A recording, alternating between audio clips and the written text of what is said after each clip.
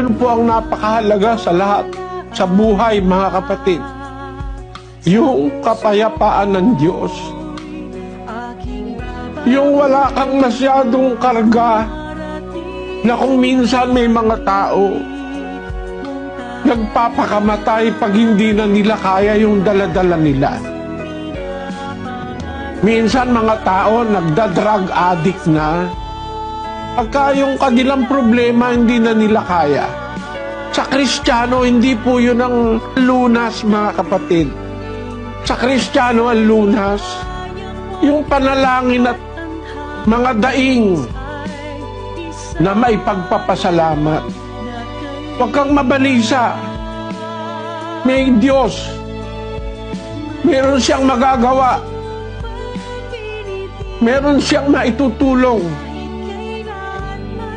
Sa pamamagitan ng wika ng panalangin at daing na may pagpapasalamat, ipakilala ninyo ang inyong mga kahilingan sa Diyos at ang kapayapaan ng Diyos na hindi masayod ng pag-iisip ay mag-iingat sa inyong mga puso at sa inyong pag-iisip kay Kristo Jesus.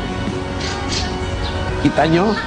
Yung kapayapaan, lalo na pagka ikaw ay matanda na.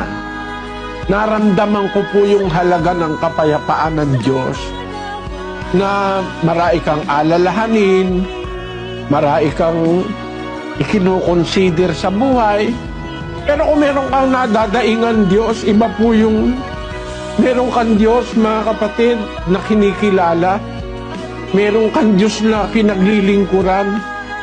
Malalapitan mo sa panahon ng pangangailangan gaya nung sinasabi sa Hebreo.